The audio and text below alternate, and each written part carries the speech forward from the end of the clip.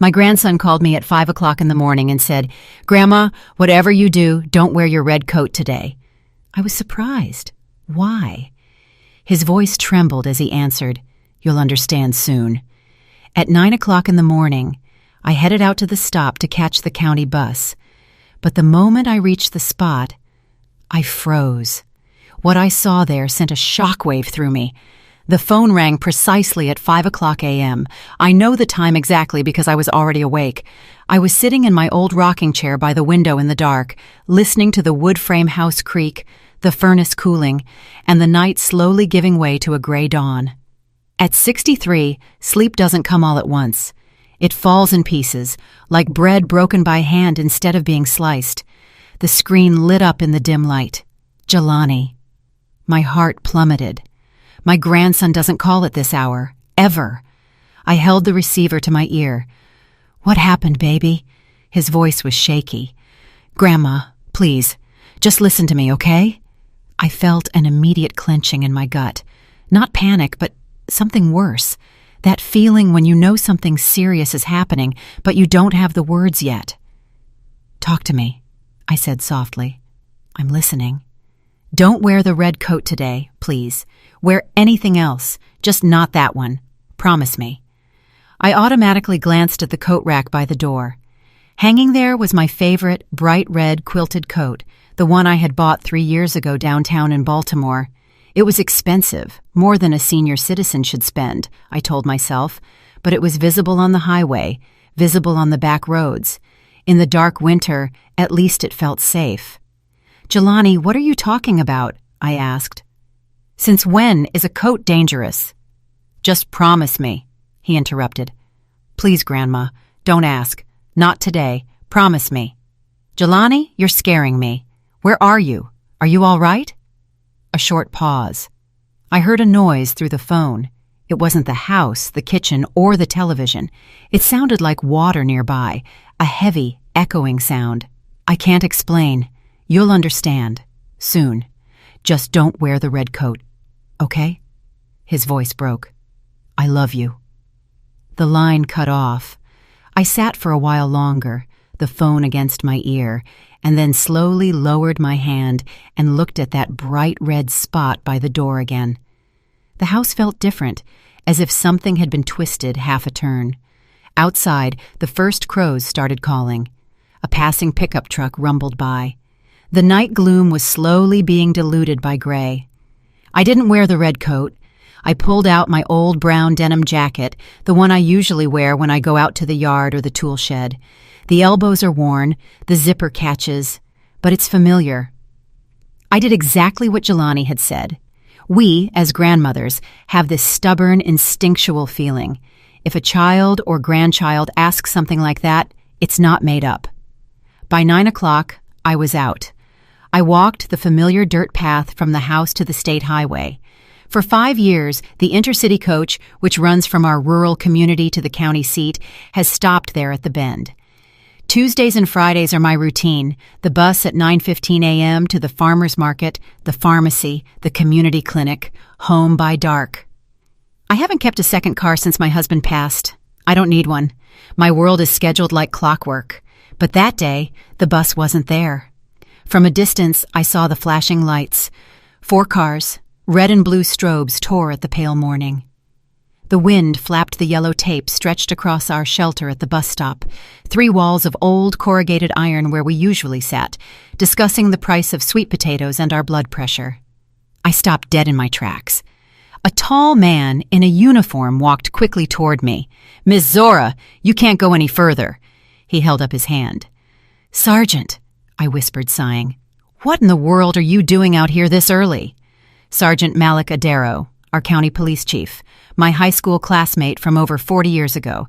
The same squint, just more wrinkles now. "Zora, there won't be a bus today," he said quietly. "No bus?" I looked at my watch mechanically. "I have the market. I need my medication." "There's been an incident," he said. He stumbled over the words, looking back at the people in white hazmat suits walking across the snow. "What kind of incident?" I asked.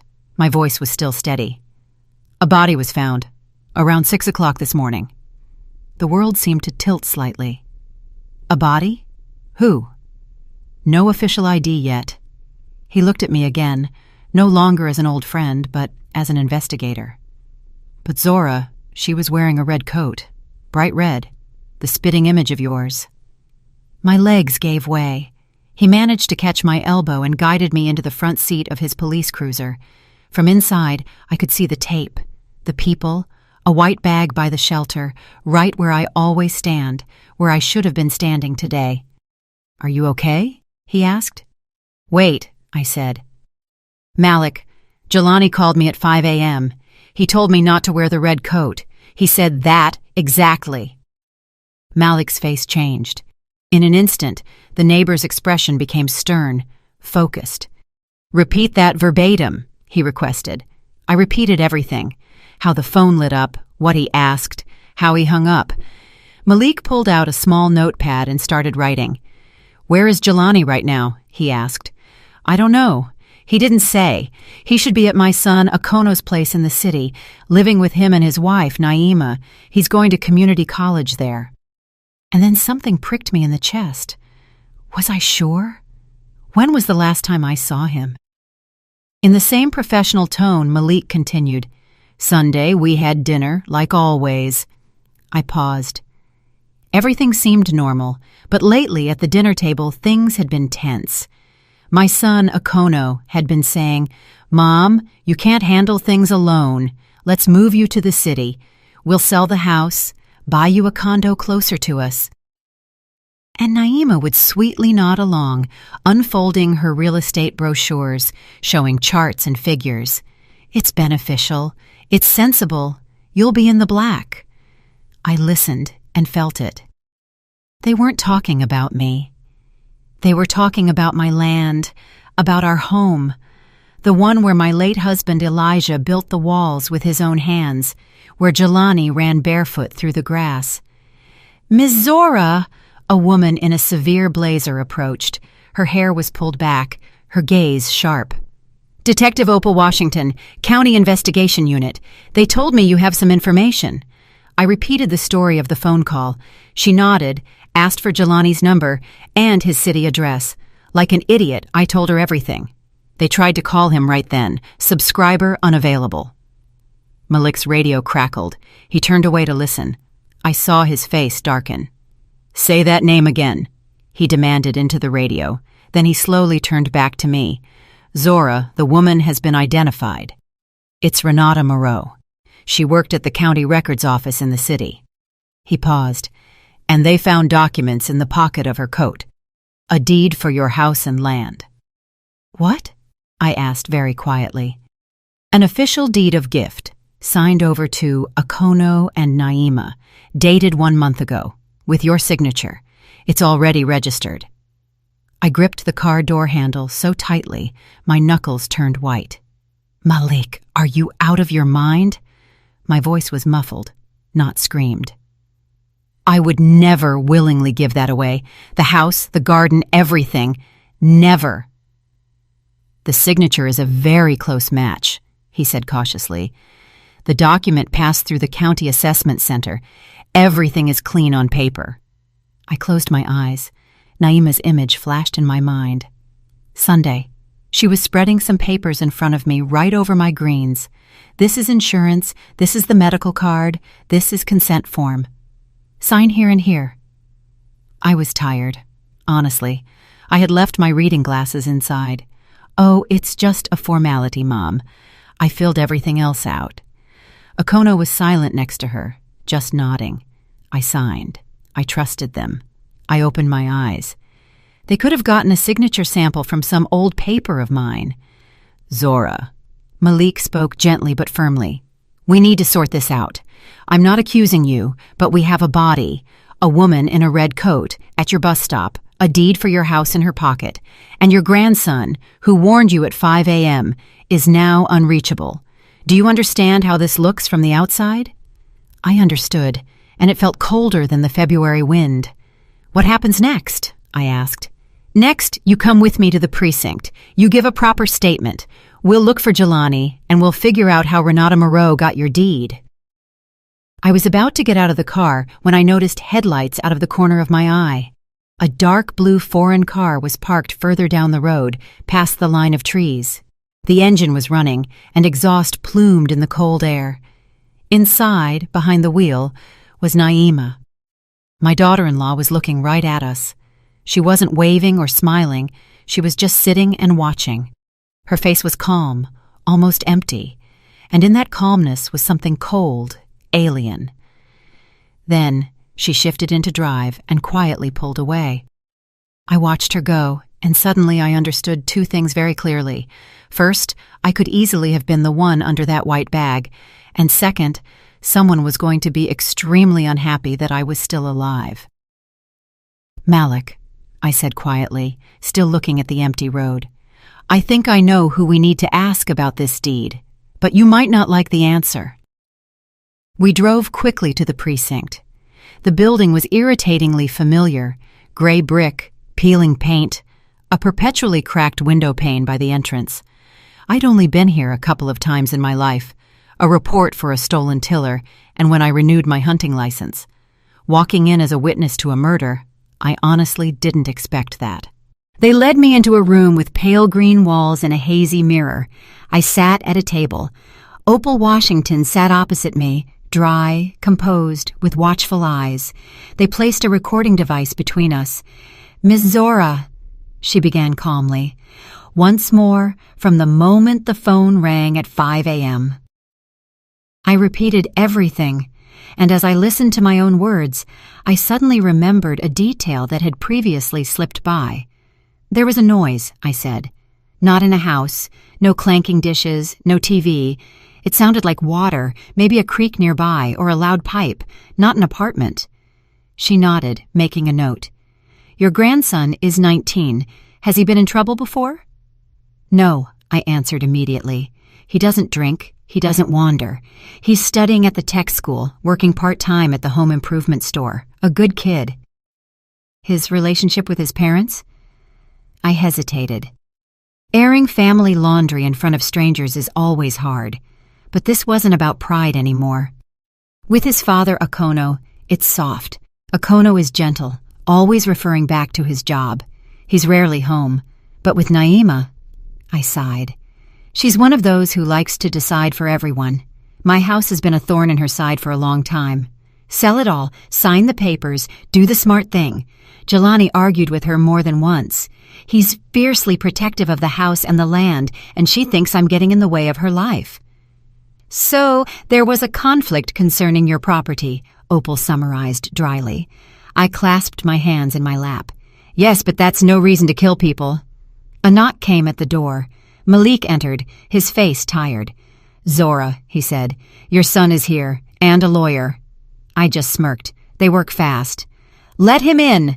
Akono burst into the room, agitated, wearing an expensive coat, his eyes red and rumpled.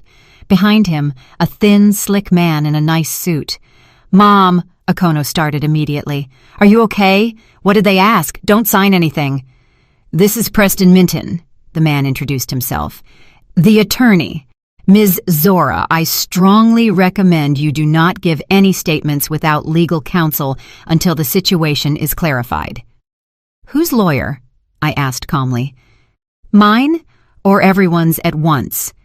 He smiled professionally, vacantly. "I represent the family's interests." Malik and Opal exchanged a look. Opal turned off the recorder. "Ms. Zora is free to go," she said, "but we will be calling you back. We need to establish how Renata Moreau obtained your deed and where your grandson is." In the hallway, Minton immediately started whispering. Akono fussed.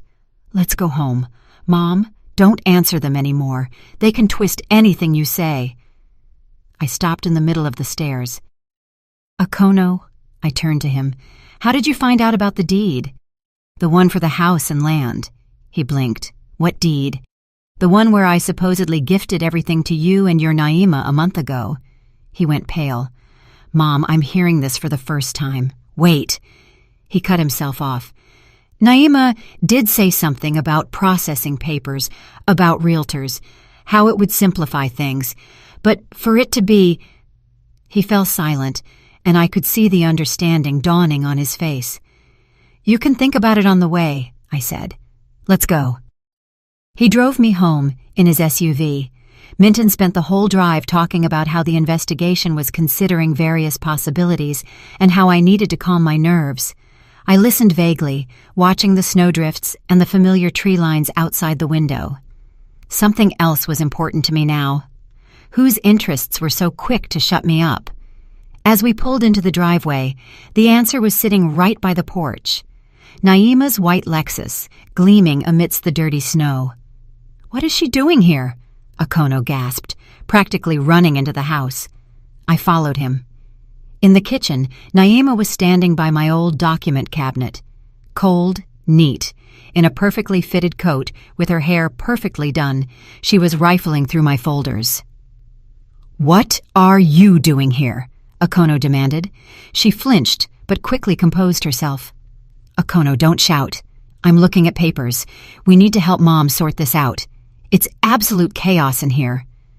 "Those are my papers," I said quietly, stepping closer. "From my cabinet, which I didn't ask you to open." "Ms. Zora, don't start," she smiled. "We have an emergency. They're trying to pin some ridiculous story on you. I need to quickly find what will protect you. I work in real estate. I understand this." "How did you forge my deed?" I asked directly. The smile slid off. For a second, something hard flashed in her eyes, but she immediately put the mask back on. "Are you insane?" Her voice turned sharp. "How can you say such a thing? All I've done is look out for you, offering sensible options, trying to make your life easier." "Making it easier by kicking me out of my own home?" I asked. "That's a nice way to put it." "This house is falling apart," Naima exploded. "The land is a burden. You can't handle it. We could have sold the lot for good money, bought you a condo in the city, given Akono a head start. But no, stubbornness, principles. We are all prisoners of your emotions." "Answer the question normally," Akono interrupted her coldly. "Did you know about the deed? Did you see it?" "I saw it," she said, lifting her chin. "I was at the records office this morning. I checked. Everything is lawful. The gift deed is processed. The signature is notarized. All the stamps are there. Believe it or not, you signed it yourself. If you don't remember, that's another issue." "How do you know the legality so intimately?" I asked. "Because it's my job, Ms. Zora," she answered dryly. "Unlike you, I read what I sign. And yes, legally, if a document is properly notarized, saying, 'I didn't understand' is not an argument. The court doesn't care."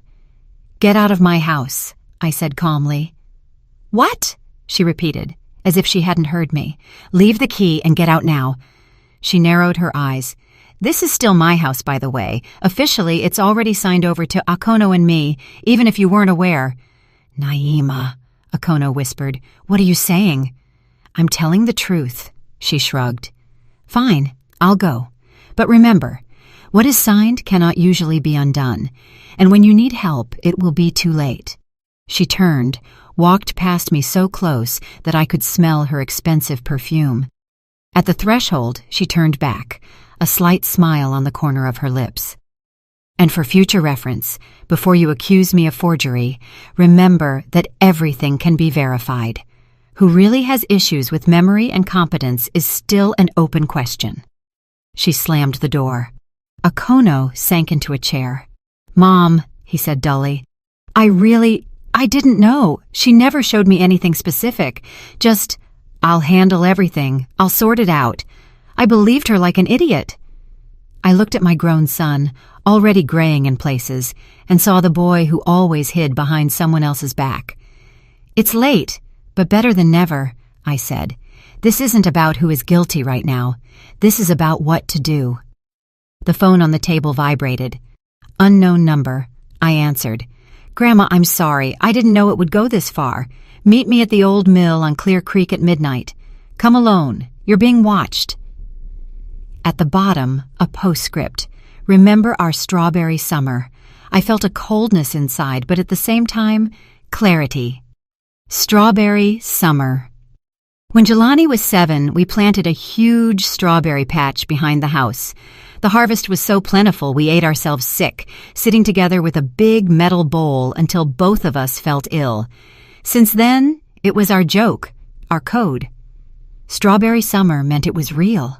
It was serious. I showed the message to Akono. "You're not going," he immediately said. "Mom, that could be anyone. A trap. We'll tell Malik." "The message clearly states, 'alone,'" I said. "And you're being watched. If Jelani is alive and wrote this, he's truly in trouble. If it's not him, all the more reason to find out. I'm going with you, stubborn as I am." "No," I cut him off. "You've gone along with other people's decisions your whole life. You sit this one out. If I'm not back by morning, you go to Malik and tell him everything. But don't you dare interfere now." He looked at me like a child left alone in the dark. "Akono," I said quietly. "I've handled things on my own my whole life. I can do it now, and Jelani, he may have saved my life today." Midnight was still far off. I sat in silence, listening to the wind shuffle outside the wall, a distant dog barking. I called Jelani's number a few times. Subscriber unavailable. Naima's words, Renata's face in the red coat, Malik's gaze, they spun in my head. At 11:30, I put on the brown jacket, grabbed a flashlight and the keys to my old Chevrolet Tracker. It was dark in the yard. The snow was gray and crunchy underfoot. I started the engine and drove onto the road. My headlights cut through the darkness, illuminating bushes, a leaning utility pole, a familiar sign. A couple of miles down the road, foreign taillights flashed in my mirror. A car was following me, not overtaking, not falling behind, keeping a distance as if measured with a ruler, not too close, not too far. I slowed down. It slowed down. I sped up. It did too. This wasn't some nosy neighbor. This is how people who know what they're doing drive. "You're being watched," I remembered Jelani's text. 10 minutes before the turnoff for the mill, I made a decision. To the right, an old logging road we used to take when Elijah went deer hunting disappeared into the woods. I knew every bend, every pothole. I turned off my lights and swerved abruptly onto the dirt track. The tracker slipped in the ruts. Branches scraped the doors. I drove almost blind by memory. My heart pounded, but my hands were steady. Behind me, on the highway, the foreign headlights swept past, not yet realizing I was gone. I didn't stop. I burst onto the old exit to the secondary road, only then turning on my headlights and looking around. Empty. The Clear Creek Mill. I approached it from the other side, circumventing the main road. It was already 12:15 a.m. The old 4-story behemoth loomed dark above the river. Black gaps for windows, a sagging staircase, snowdrifts up to my knees. The river roared somewhere below, heavy and wintry. I cut the engine. I got out. The cold air burned my lungs.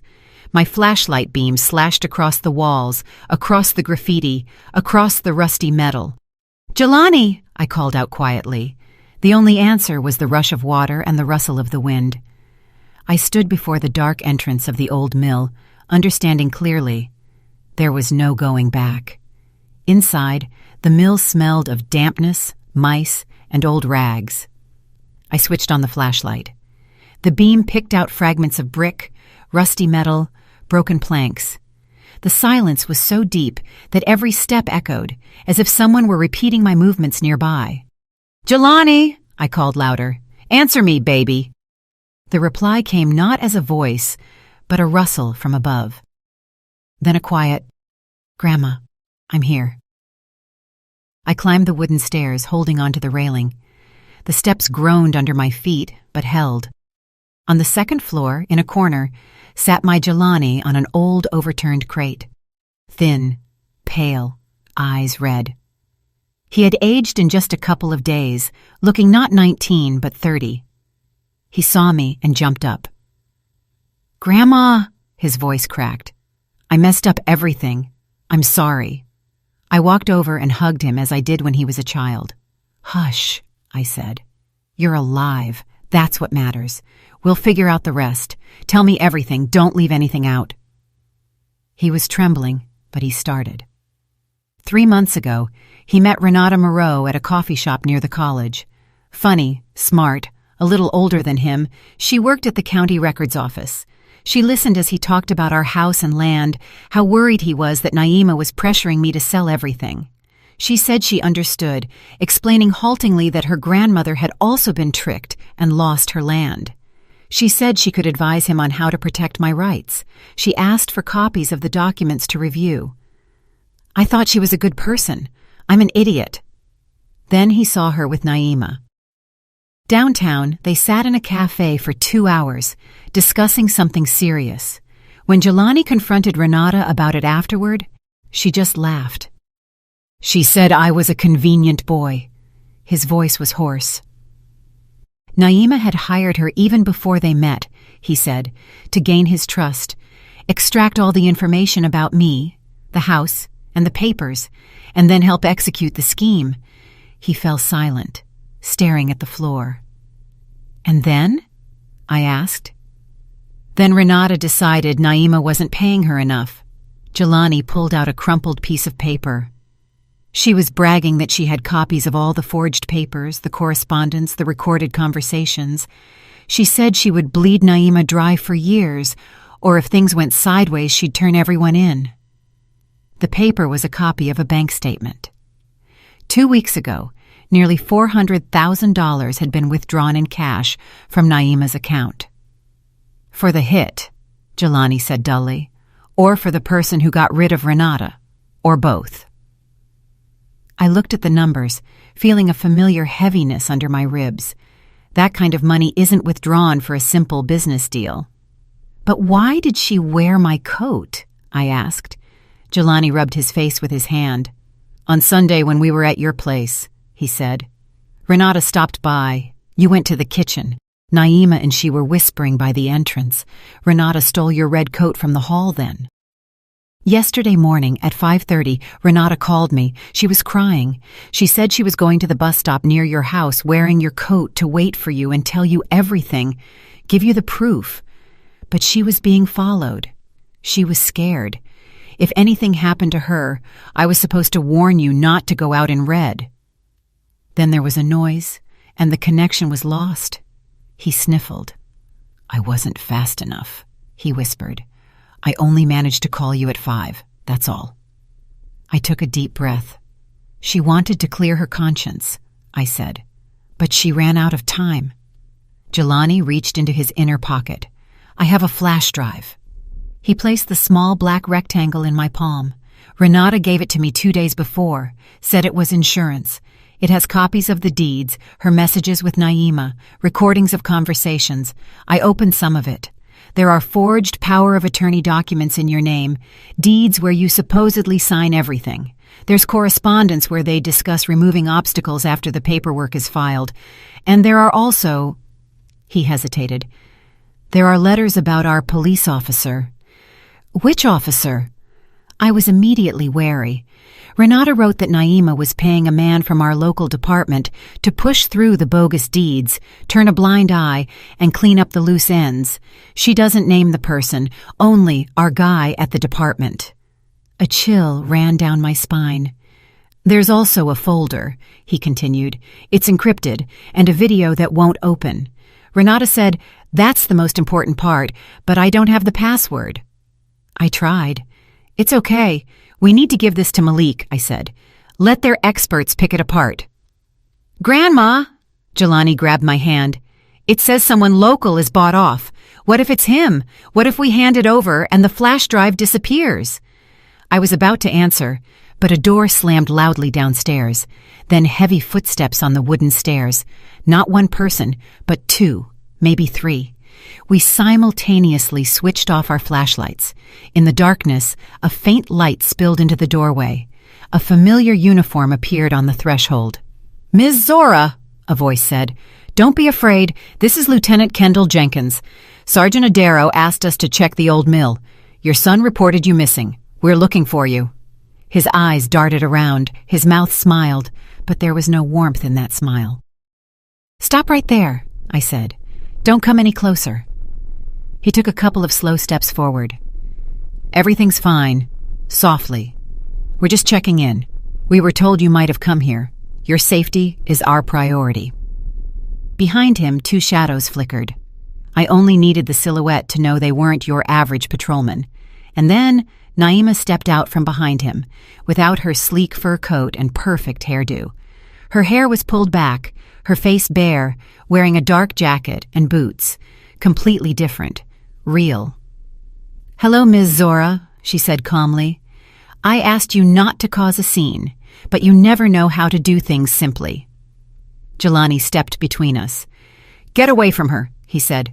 "Don't touch her, Jelani." Naima shook her head. "You let us all down, but I kept hoping until the last moment that you wouldn't wade into the mud deeper than necessary." "You killed Renata," he gasped. "Oh," she sighed, as if at a child's foolishness. "I didn't kill anyone. I'm afraid of blood, actually. That's what people who get paid for it are for." She looked at me. But Renata genuinely made a mistake. She confused who was in charge here. Her voice became businesslike. "Let's dispense with the theatrics. Jelani has something that belongs to me, the flash drive, the documents. You quietly hand everything over now. We sign one clear agreement, and you live out your life in the house, like a decent human being. Or you continue playing detective. And then—" She didn't finish, but everything was clear. "And then?" I asked. "Then you're involved in a car accident tonight," Jenkins said calmly.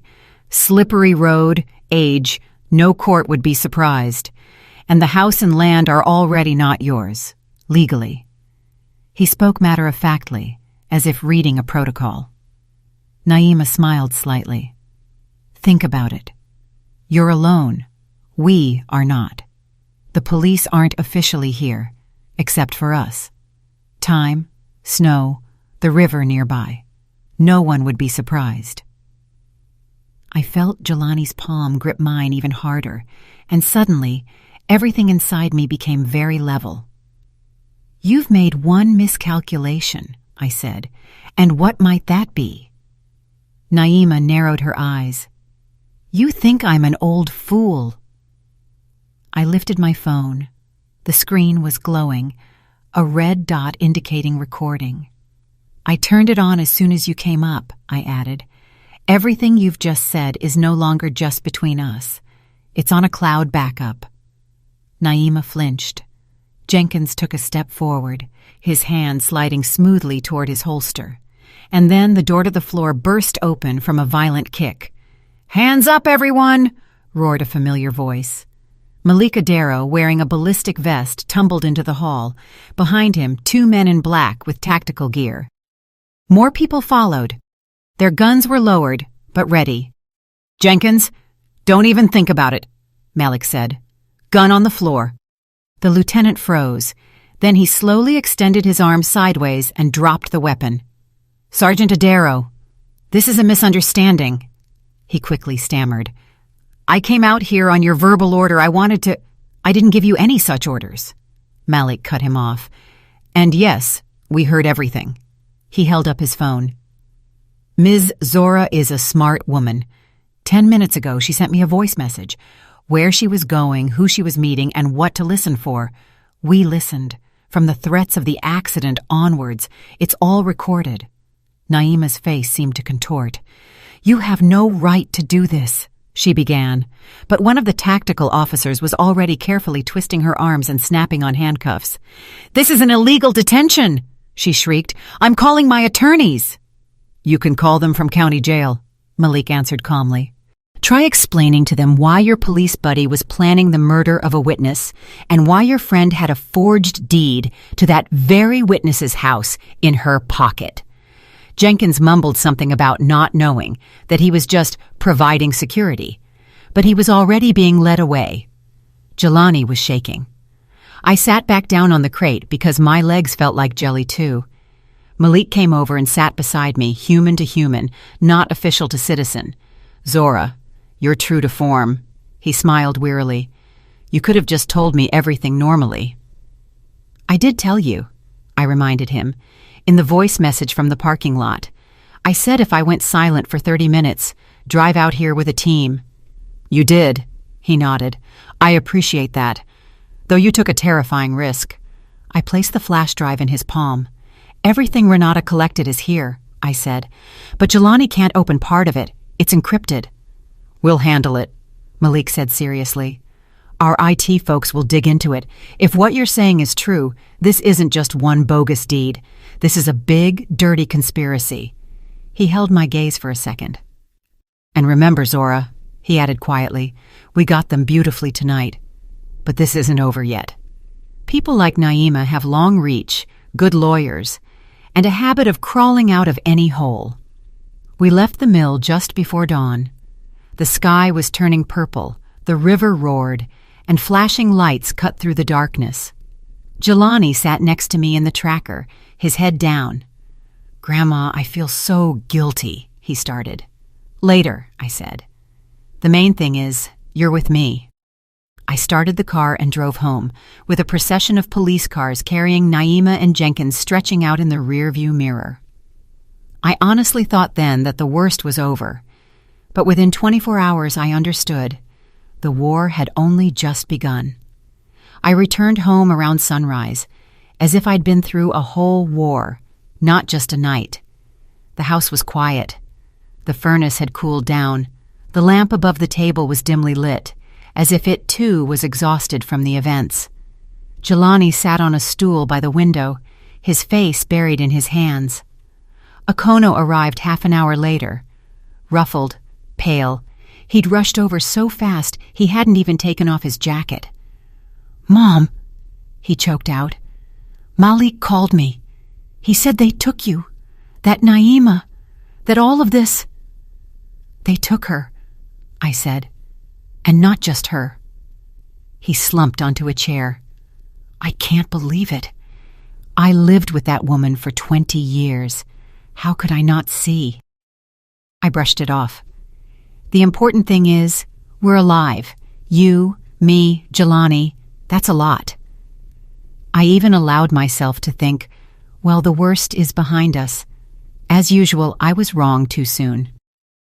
Malik arrived at noon, quietly, not in uniform, wearing his old parka. He sat at the table, cupping his mug of coffee with his hands. "Zora," he began directly, without preamble. "Our guys quickly checked the flash drive. What opens is good stuff. Correspondence between Naima and Renata, hints of forged documents, conversations about removing obstacles after the paperwork is finalized. There are recordings where your deed is discussed as a done deal. There are mentions of our guys. This hits Jenkins hard." "But," I asked, because I saw the but in his eyes. "But the main folder is encrypted." He set down the mug. "The encryption is serious. Not a kid's password, not a birthday. Our IT specialists were honest. It's not a one-day job. It could take months. Maybe they won't crack it at all." I was silent. "Is what we have not enough?" "For fraud, forgery of powers of attorney, and abuse of office, more than enough," he said. "For murder, it's circumstantial for now. Naima is denying everything. She had already claimed that Renata was blackmailing her, that she was afraid and looking for help. Her lawyers are sharp. They're pushing the line that she's the victim. And Jenkins? He openly threatened me." "Jenkins is already singing," Malik smiled wearily. "He sold out Renata and Naima over the bogus deed and the bribes, but he's dodging the murder charge.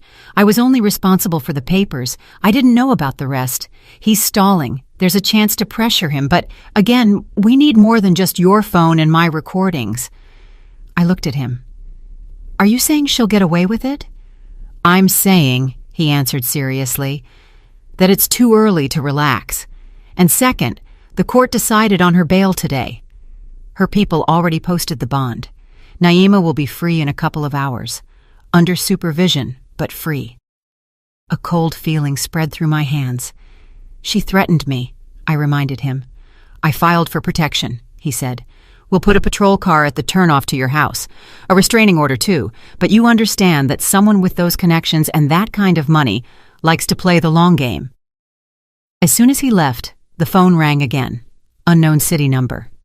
"Miss Zora," a cold female voice said. "This is attorney Tiana Vance. I represent the interests of Naima Famasi." "I'm listening," I said. I'm informing you that my client will be released shortly. She considers all accusations unfounded. She was a victim of manipulation by the deceased Moreau and unscrupulous employees." The voice didn't waver. "Furthermore, we are preparing a civil lawsuit against you for slander, defamation, and causing emotional distress. The claim is for $30 million. "You've lost your mind," I said calmly. "Let them sue. The court will sort it out." "It will sort it out," she readily agreed. "And what's more, a petition has already been filed with the court to review your mental competency. Due to your age, health status, and unusual behavior over the past few days, we are petitioning for a medical evaluation and the appointment of a temporary guardian. Naima Famasi is being considered as the closest relative, who already holds power of attorney to manage your affairs." "What power of attorney?" I asked. "A general one, signed by you 3 months ago," she said, with slight emphasis. "Notarized. I didn't sign anything like that." "Your signature is on the document," the lawyer said coldly. "The rest is a matter for the experts. Prepare yourself, Ms. Zora. You'll be contacted. Have a good day." She disconnected. I stood in the middle of the kitchen, listening to the silence, and understood. Naima wasn't just after the land. She had decided to erase me as a person, declare me incompetent, take guardianship, and sell everything legally. "Mom," Okono looked out from the room. "What happened?" "They're going on the offensive," I said. "They're filing a lawsuit and trying to have me declared mentally incompetent." Jelani looked up. "How? Why?" "Because I'm still alive," I answered. "That's the biggest obstacle to them right now." As if in confirmation, an hour later, a short message arrived from an unknown number. "Stop. Sign everything over voluntarily. Forget about the recordings and the flash drive. You'll live out your days peacefully in the house. Go any further, and you'll lose everything, including those you love. 24 hours. I showed the text message to Okono and Jelani. They both turned pale. "This is outright intimidation," Okono whispered. "We need to go to Malik immediately." "We have to go," Jelani agreed. "This isn't a game anymore." "We will go," I agreed, "but not with shouting." I sat down at the table, poured myself some coffee, took a sip, and looked out the window at our shed, the garden, and the snow-covered strawberry patch. Naima was seriously banking on me getting scared and signing whatever she wanted, that I'd be more afraid of the evaluations in court than losing my home. "Grandma," Jelani said quietly, "what if she really did clean everything up? What if she has access to those encrypted files from Renata?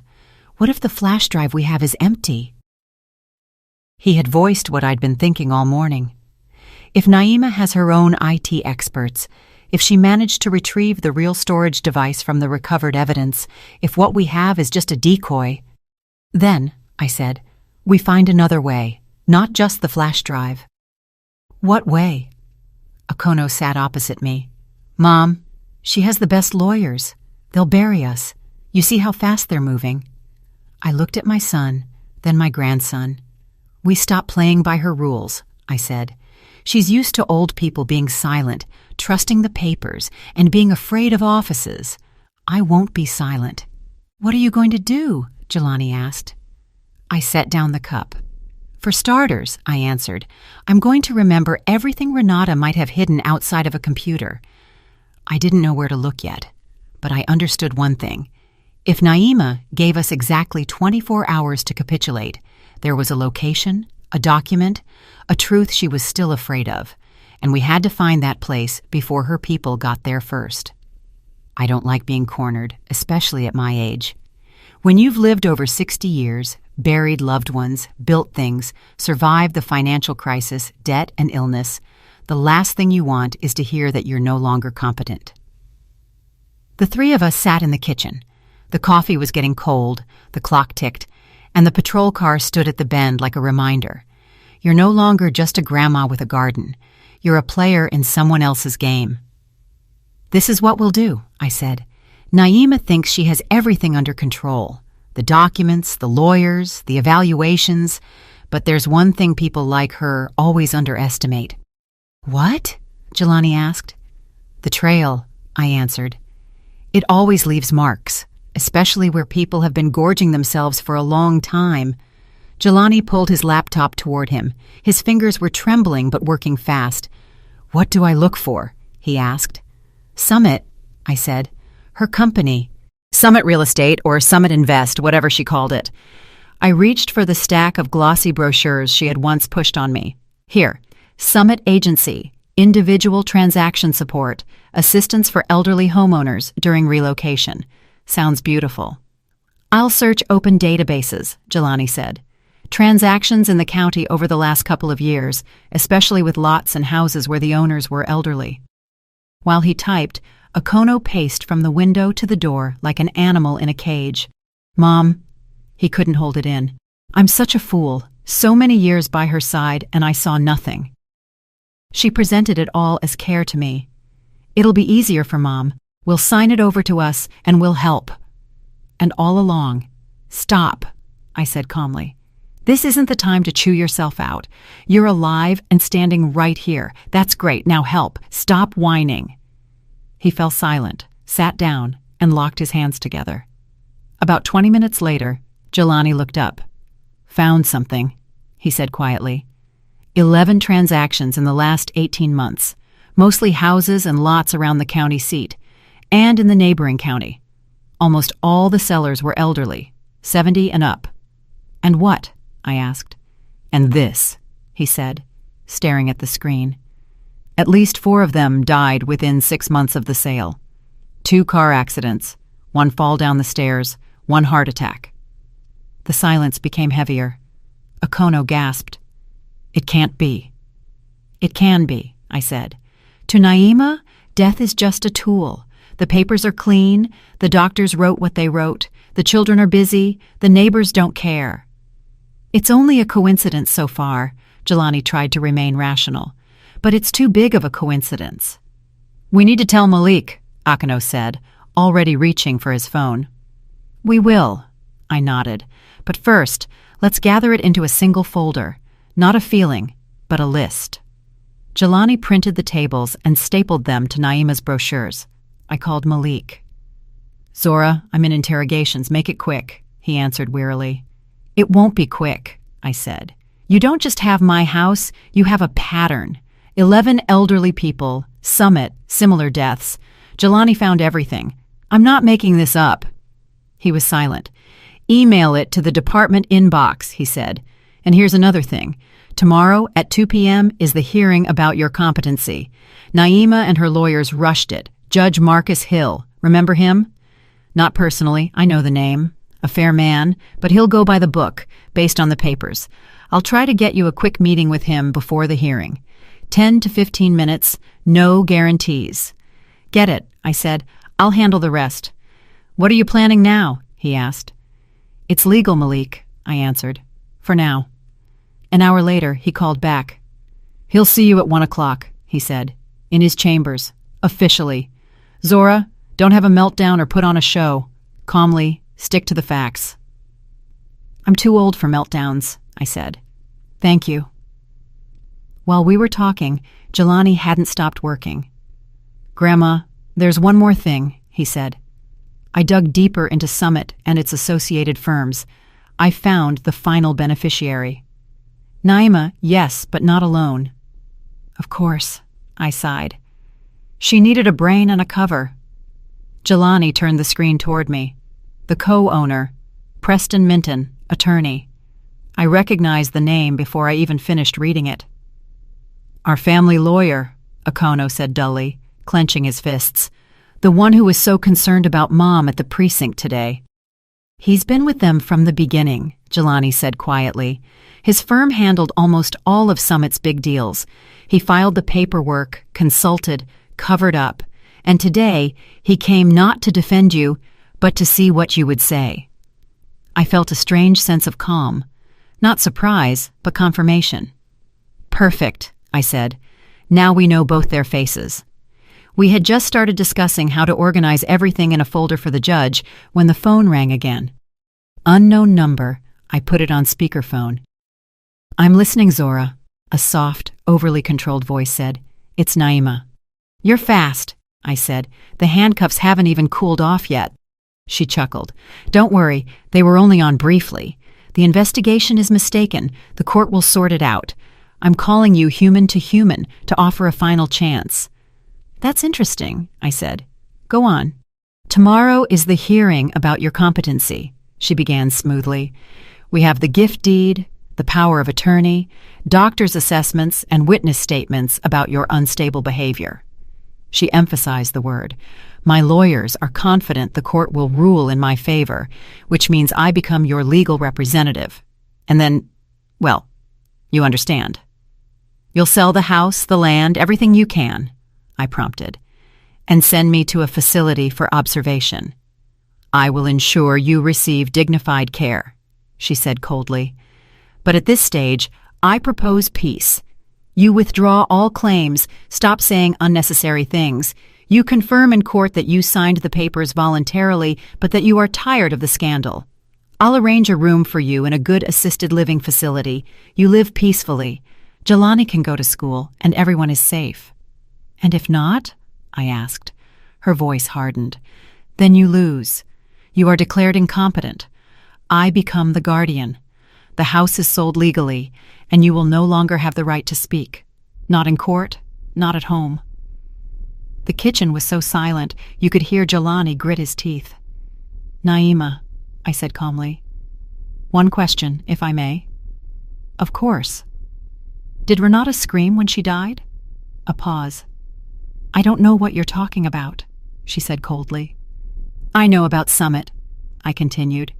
About the 11 transactions, about the old people who suddenly died, about Jenkins, about Minton.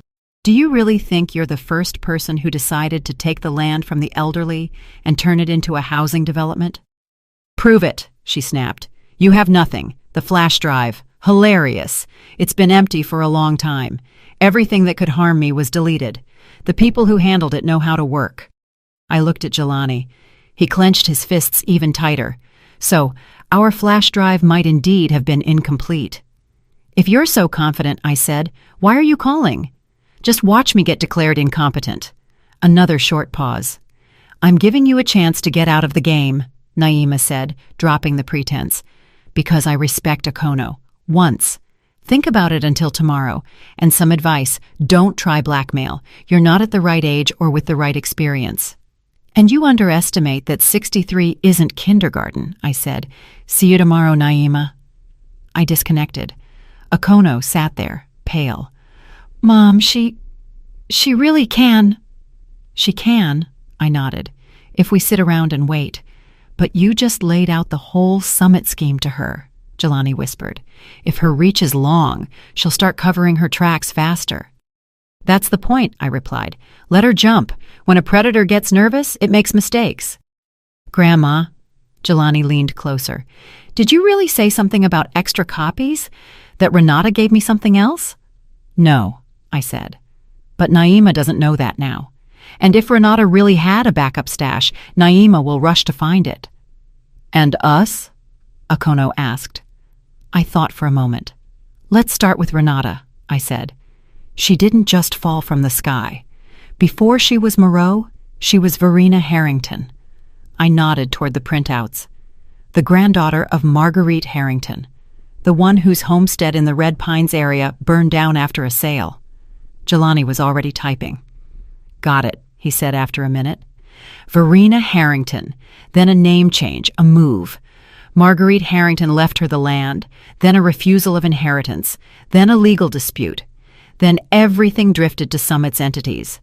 The homestead has been tied up in a dispute for 6 years. A legal swamp, I said. Can't touch it, can't sell it, but outsiders won't go near it either. If Renata wanted to hide something for a long time, Jelani said quietly, you couldn't find a better place. I stood up. Get ready, I said. We're going to Red Pines now. Okono jumped up. Mom, it's already getting dark. The roads. Naima has exactly 24 hours to think about it, I interrupted him. Do you think her people will sit around until morning? If she believes there's another storage device, she'll send someone there. I want to be first." "We need to warn Malik," Jelani said. "Just a quick note." "We will warn him," I nodded, "but we're leaving now." I picked up the phone and quickly dialed Malik. "We're going to Red Pines, to the old Harrington homestead. There's reason to believe Renata's stash is there. If you don't hear from me in 3 hours, mobilize everyone." He answered immediately. "Are you crazy? I'm sending a patrol car after you. No heroics." "No one's being a hero," I muttered. "I just don't want to wait until I'm a vegetable." 20 minutes later, we were speeding down the dark highway. I was driving the old tracker. Next to me, Jelani had the laptop on his knees. In the back, Akono was silently gritting his teeth. In the distance, at a respectful distance, the patrol car kept pace. The sky was overcast, and snow began to fall in fine dust. Headlights picked out snowdrifts, black tree trunks, and sparse road signs. "Grandma," Jelani said quietly, "what if there's nothing there?" "Then we'll think of something else," I said. But I've lived too long to believe in such coincidences. Renata wasn't stupid. She knew Naima would eventually betray her and left a thread for someone. "For who?" Akono asked. "For whoever survives," I answered. "We'll see if we survived." After an hour and a half, the dark shell of a burned house and the silhouette of an old shed appeared against the white field. I cut the engine. The wind whipped the snow across the ground. The air was damp and biting. The patrol car stopped a little distance away. "Well," I said, opening the door, "let's go find the thing that made one woman a killer, another a corpse, and made them decide to label me as crazy." And only as we got closer to the shed did I notice fresh tire tracks on the roadside, not from our car and not from the patrol car. Someone had already been here before us, or was following close behind. The shed in Red Pines looked like it was held up by a wing and a prayer. The Harrington house had burned down to the brick, a black shell, empty window sockets. But the shed was leaning, gray. Planks were missing in places. The roof sagged, but it stood, like a memory no one needs except for those who know what's hidden inside it. We went in. It smelled of old hay, dust, and dampness. The flashlight beam swept across empty stalls, rusty tools, and cobwebs. "Where would you hide your last words, Renata?" I murmured. Jelani shone the light on the walls. Akono hovered closer to the door, looking around. "Grandma, everything is rotten in here," he whispered. "Mice and squatters could have gotten to it." "Be quiet," I said. "Don't interrupt my listening." I walked along the stalls, running my fingers over the wood. And suddenly I saw it, carved with a knife on one partition, Starlight.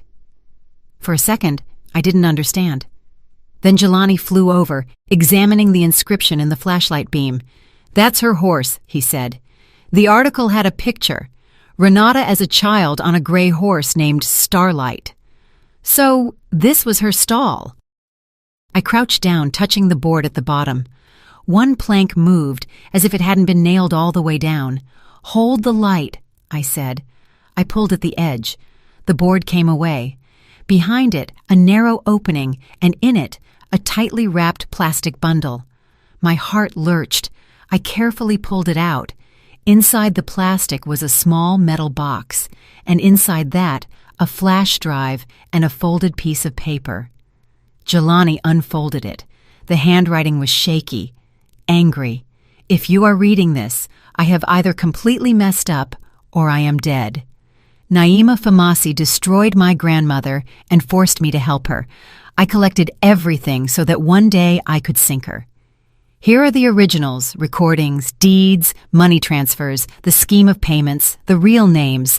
The password is Starlight9997. Don't believe any document she presents. Use this, or she will continue. Signed, Verena Harrington." Jelani stared at the flash drive as if it were a hand grenade. "This is it," he whispered. "It's all here. If it's real, it's real," I said. "It has pain and anger in it. That's not something you fake for a game." The sound of an engine drifted in from outside. Not just one, several. We exchanged glances. "Back," I said quietly. "Into the shadows." We retreated to the back of the shed. Through the cracks in the planks, we could see 3 cars pulling into the yard. One was Naima's familiar white Lexus, the second, a black sedan, the third, a van. The headlights went out, doors slammed. The wind carried their voices. I managed to shove the flash drive into my inner pocket and snap the small box shut. Naima appeared in the doorway of the shed. The mask of concern was gone. Her face was hard, her eyes cold. Next to her was Preston Minton, as neat as if he were in his office, but without his smile. Behind them were 2 broad-shouldered men. I'd only seen guys like them in the news, not hunters, not farmers. "Mrs. Zora," Naima's voice cut through the cold air. "You're getting ahead of yourself. This is private property. You are currently engaged in theft and trespassing." I stepped forward. No sense in hiding now. "This is the Harrington family property," I said. "Your private property is still tied up in court, and what are you doing here?" "I am the executor of the will," she answered clearly. "Everything is legal, and this is the second time you've broken into a place you weren't invited to, and the second time you've provoked a dangerous situation. That looks very bad for your reputation before tomorrow's hearing." Minton nodded, as if confirming a legal reference. "Let's put it this way," he said softly, in his familiar lawyer's voice. "You have a certain storage device. We offer to resolve this civilly. You hand over everything you found and stop this charade. In return, we guarantee you a peaceful life." "A peaceful life," I scoffed, "in a locked ward." "Don't exaggerate," he said wearily. "You are not in a position to negotiate." Jelani stepped forward, but I held him back with my hand. "What we found here," I said, "does not belong to you. These are the words of your Renata, the woman you used, and judging by how quickly you rushed out here, you are very afraid that those words will be seen by the wrong eyes." Naima smiled. "You overestimate yourself," she said. "And the flash drives. All the truly dangerous information has been under control for a long time. What you are holding is garbage, but what you are doing is a crime. I'm giving you one last chance. Hand it over, and we'll go our separate ways." The 2 broad-shouldered men took a step closer. The patrol car was not visible outside the fence. I noticed it and set the panic aside. "Just one thing," I said. "Do you still think I'm an old woman who doesn't know how to use a phone?" I pulled out my mobile, turning the screen toward them. The red bar was visible, broadcasting in progress. "I turned on the live stream as soon as you arrived," I said. "Everything you are saying is already being listened to at the precinct, at the county office, and at a couple of news desks, plus a copy on the cloud. So, if you take one step closer to me right now, it will look very good in court." The corner of Naima's mouth twitched. Minton spun around at a sound. Somewhere far away, sirens wailed. "Are you bluffing?" he hissed. "You'll check for yourselves in a couple of minutes," I replied. One of the goons stepped forward, but Naima raised her hand. "Stop!" She looked at me with such hatred that anyone else's legs would have buckled. "I'm tired of her stares. You don't understand who you're messing with," she said quietly. "You are destroying a business we worked on for years. The people involved with us will not forgive you for this." "The people involved with you," I said calmly, "will soon be deciding who gets the top bunk in prison." The sirens were closer now. Several cars simultaneously burst into the yard, flashing lights, black tactical vests shouting. "Freeze, everyone!" Malik's voice. "Don't move!" One of the officers blocked the exit. Others instantly spread out across the perimeter. Everything was executed like a movie, only colder and quieter. "Naima Famasi," Malik said loudly, stepping forward. "You are under arrest on suspicion of organizing major fraud schemes, forgery of documents, and attempted witness intimidation. We'll add the rest as we go." "You have no right!" Minton exploded. "This is illegal. We have warrants, documents." "You can show the warrants in your cell." Malik cut him off. "We have audio recordings of your threats and witness testimony." And as I see it, you drove yourselves right to the spot where one of your key witnesses from a past case died. Coincidences happen, but not this often. They snapped handcuffs on Naima. She flinched, tried to twist free, but they calmly took her arms. For a second, her gaze met mine. There was no hysteria, only cold calculation, frantically flipping through options. "This is not the end," she said quietly. "You don't understand how these things work." "I understand perfectly well," I replied. "And now those higher up than you will understand, too." Malik came up to us. "Zora, the flash drive you found here," he said, "and the note, officially, through the protocol." I took out the box and handed it to him. Jelani stood tall next to me, as if shedding some of his guilt. "There's a password on it," he said. "She wrote it herself. It's not our guess." "All the better," Malik nodded briefly. "If everything is confirmed, these aren't just the words of an elderly woman. It's a confession from the inside." The police were putting the detainees into cars. The patrol that was supposed to cover us arrived only after the fact, breathless and apologetic. Malik just waved his hand.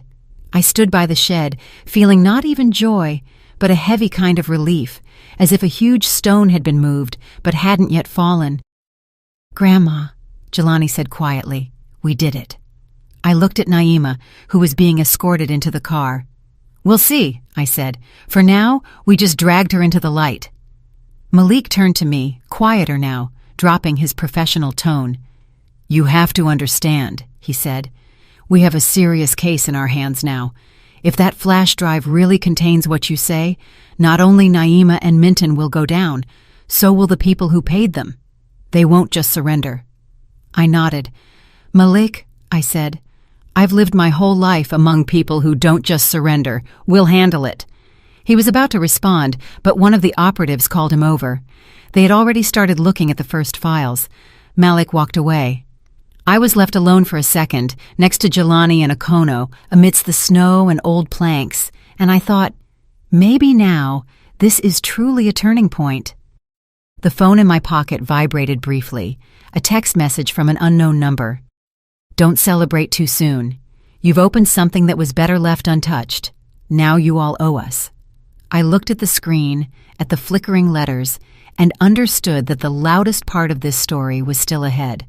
I showed the text message to Malik immediately. No heroics. He just frowned. "The chain goes higher than we thought then," he said, putting the phone in his pocket.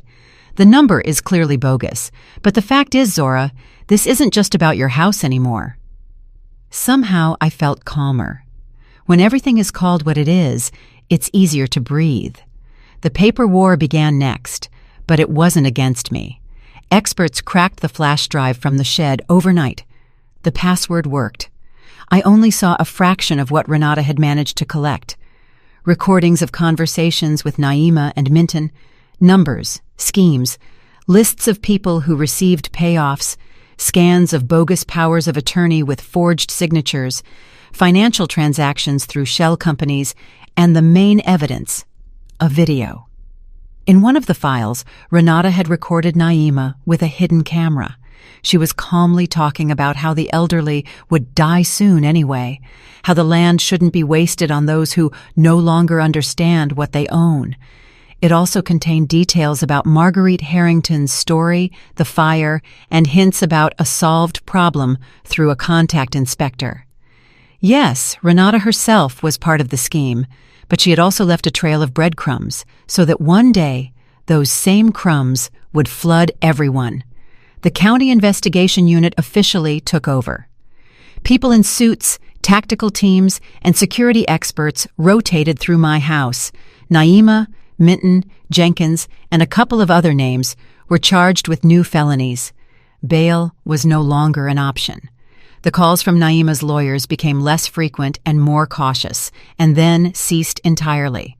The case about my mental competency, which Naima had so vigorously launched, slammed shut. The day after we returned from Red Pines, Judge Hill himself called. His voice was dry, official. "Mrs. Zora, I have reviewed the new materials," he said. "The petition for your incompetency has been withdrawn by the petitioner's representatives. Given the clear signs of abuse, I see no grounds for such measures from my side." In plain language, Naima tried to brand me as crazy, and in the end, she was the one facing criminal charges. I thanked him without bowing low. Just thank you for looking at the facts, not the age. But that didn't mean my heart was light. Okono filed for divorce himself, without any prompting from me.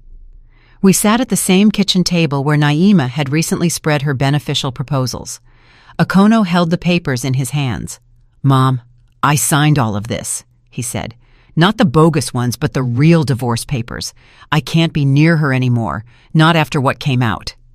He spoke calmly, but his hands were shaking. "I lived with a person for 20 years who was killing old people for land," he whispered. "I brought her into your house, seated her at your table, allowed her to push you towards these deals, and I stayed silent." "You didn't know," I said. "I should have," he insisted. "You felt it, and I said you were being dramatic. I chose her, not you." I sighed. "Okono, everyone has their foolishness. You've already paid for yours. Now live in a way that your son can rely on you. Stop apologizing. Start fixing." He nodded. His eyes were moist, but for the first time in a long time, they held a living resolve, not resignation. Jelani was slower to recover. He moved in with me almost immediately. He temporarily dropped out of college and quit his job. During the day, he helped with chores. In the evening, he sat staring into space. One day, while we were sorting through the old shed, he broke down. "Grandma, I still feel like an idiot." "Why?" I asked. "I loved her," he said quietly. "Renata, the person who turned out not to exist. I believed every word. I gave her the documents, showed her your papers. I handed them everything myself. If I hadn't done that, she wouldn't have been so fast." "Stop," I said, sitting down next to him. "You were a boy, and you were facing a trained predator. You chose to trust. She chose to exploit. That is her crime, not yours. But without me, they wouldn't have had half the information." "But you turned back later," I reminded him. "You saw her whispering with Naima. You became suspicious. You got the flash drive. You called me at 5 a.m. I have a house and a life right now because you didn't stay silent then." He was silent for a long time. "Sometimes I miss her," he confessed. "Not the real one, but the one she pretended to be." "That's normal," I replied. "You can grieve for an illusion. Just don't stay there for too long." He nodded, burying his face in my shoulder like he did as a child. I stroked his head and thought that some wounds are healed not by the court, but by time. I persuaded him to see a counselor at the county seat. Not because he was broken, but because too much had been piled on him. He resisted at first, but then he went. He came back quiet, but his gaze was a little clearer. The investigation widened. On the news, they called it the largest real estate fraud and elderly murder scheme in the region in recent years. I turned it off without listening further. I already knew the names. Besides Naima, Minton, and Jenkins, they brought in 2 more officials, 1 registrar, 1 appraiser, and a couple of small, dummy directors. Just like in that text message, "Now you all owe us." They weren't referring to me, but to those at the top of the pyramid. I was treated as a key witness. On one hand, respectfully. On the other, I knew I was now a thorn in many people's sides, simply because I survived and didn't shut up. One of the most difficult encounters happened at the county court during a hearing for reparations, as they called it, for the victims' families. A woman in her 50s approached me, wearing a severe jacket, but with kind eyes. "Ms. Zora?" she asked. "Yes," I nodded. "I'm Katrina," she said, "Marguerite Harrington's niece, Verena's aunt." I sighed. "I'm sorry for your loss," I said honestly. "For both of them." Katrina nodded. "Thank you," she replied. "I just wanted to say, I'm glad you weren't afraid. My mother, Marguerite, she wouldn't have believed anyone then, and me." She shrugged. "We all believed the pretty words, just like you. Only you brought everything to light. At least some of our people will find peace." She paused, then added, "And about Verena, She wasn't born a monster. I'm telling you that as someone close to her. She was broken, but what she did afterward, that was her choice. Your truth is what's needed now." We stood in silence, two strangers connected by a single chain of other people's sins. Spring crept in unnoticed. The snow melted, the ground dried, and I stubbornly started working in the garden beds. I deliberately planted a new strawberry patch, twice the size of the old one.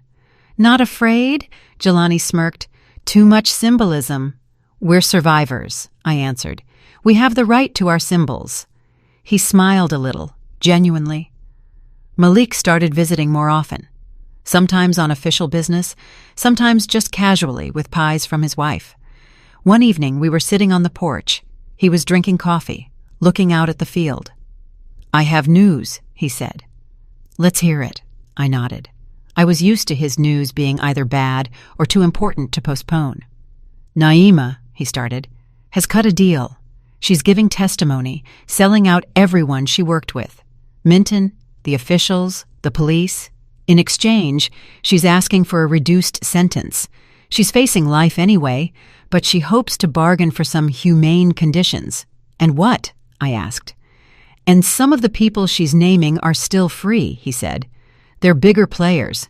Their connections go beyond our county, and they are very unhappy that one elderly woman and her grandson upended their entire operation. It's nice to be a legend," I smirked. He didn't smile. "Zora, I'm serious," he said. "While the investigation and the trial are ongoing, you and Jelani are under protection. No more solo heroics. Let us do our jobs." "You think they'll try something?"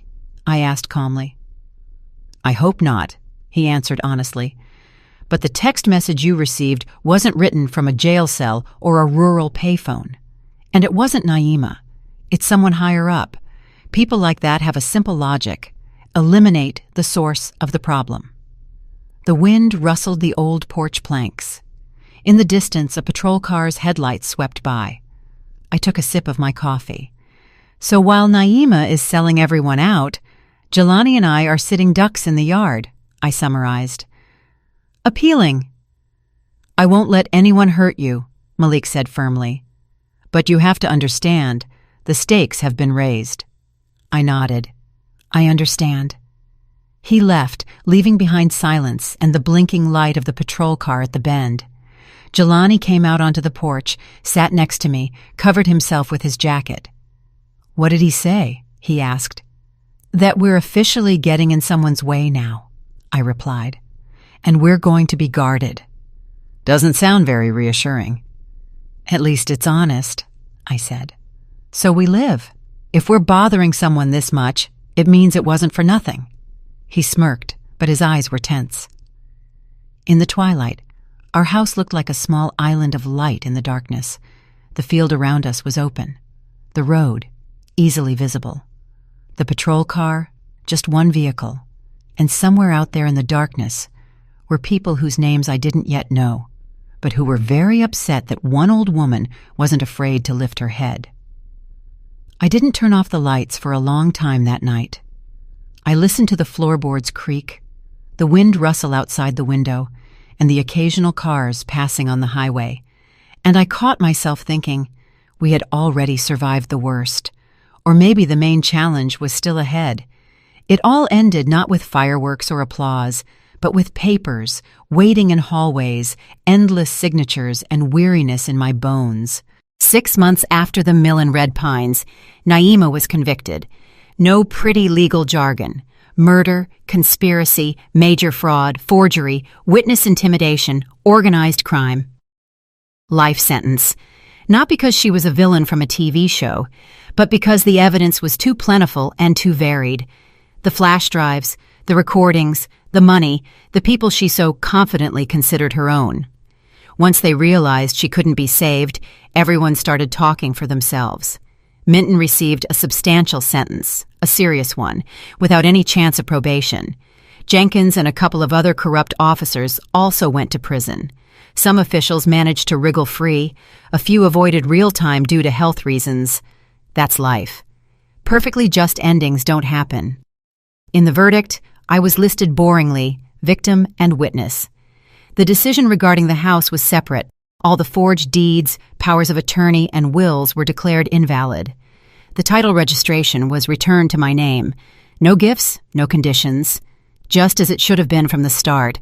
Summit was dismantled, the shell companies were seized, and the assets were liquidated. The families of the deceased were paid compensation. Small amounts, laughable when weighed against lost lives, but something. People left the courthouse not happy, but with the feeling that their parents were officially no longer considered fools who had only themselves to blame. Okono finalized the divorce quietly. He didn't fight, didn't scream, didn't seek revenge. He just exited the marriage as he should have years ago. He moved closer to me, got a simpler office job. Not a hero, not an avenger, just an ordinary man in his 50s who once trusted the wrong person too much. Now he comes over on weekends, helps with chores, sometimes just sits silently on the porch, sometimes he apologizes. I tell him the same thing every time. Live a good life. That will be his apology. Naima was shown on TV recently, a short shot from the courthouse. I recognized her only by her eyes. Everything else seemed erased. I didn't turn off the TV or spit at the screen. I just finished my coffee. I didn't feel any pleasure from her punishment. It was too late for joy.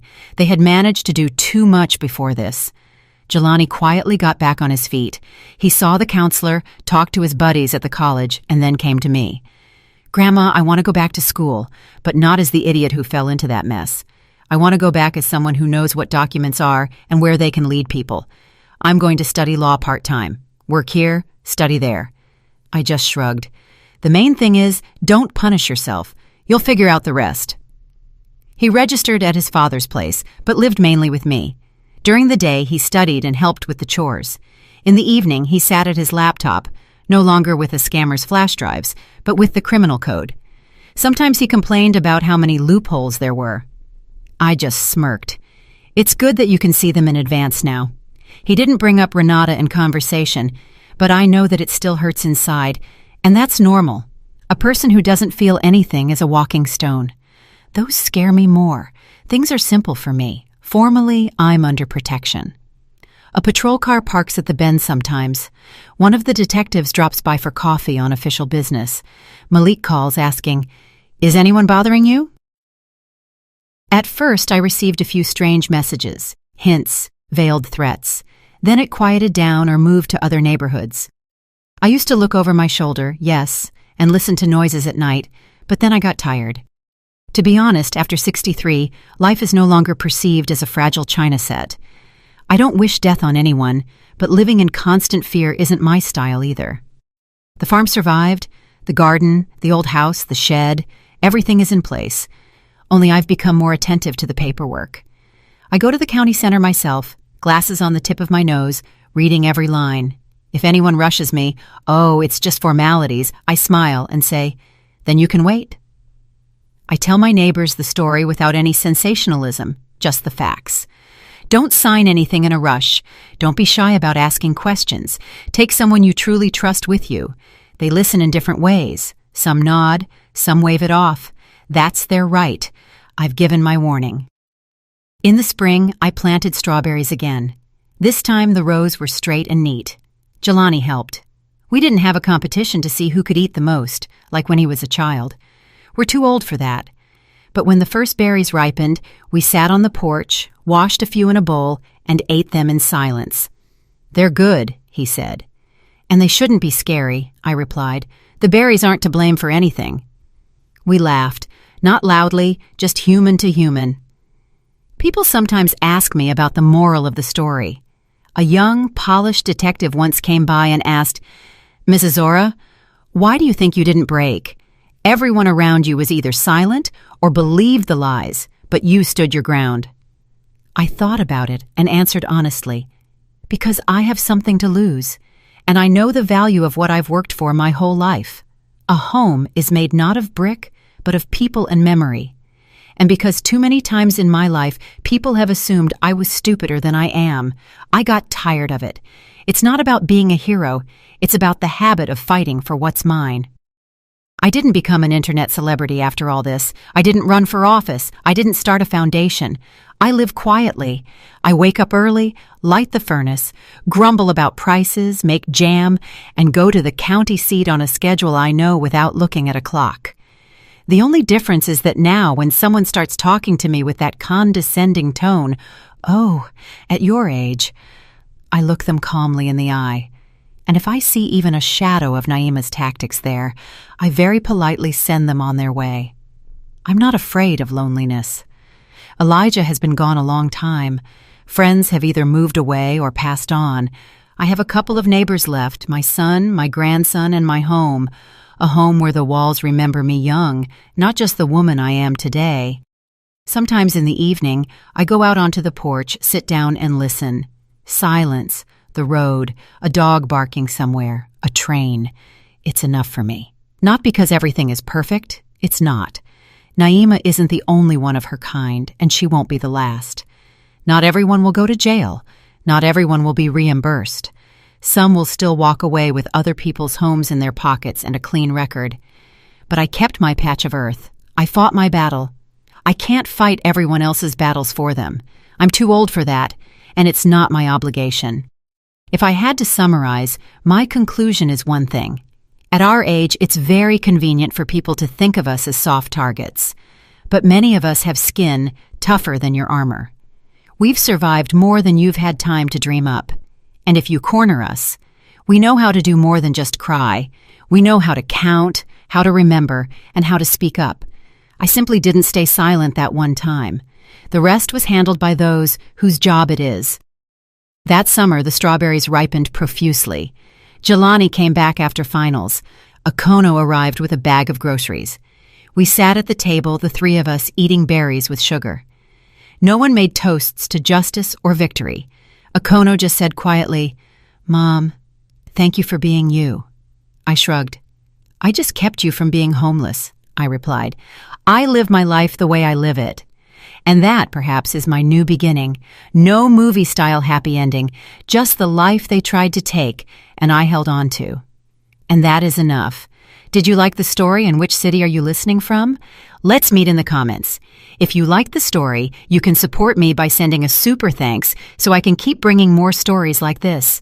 Thank you so much for your sweet support. I'm looking forward to your comments on the story. On the screen, you can see 2 new life stories that I highly recommend. There's so much more on my channel. Don't forget to subscribe. See you in the next life story with love and respect.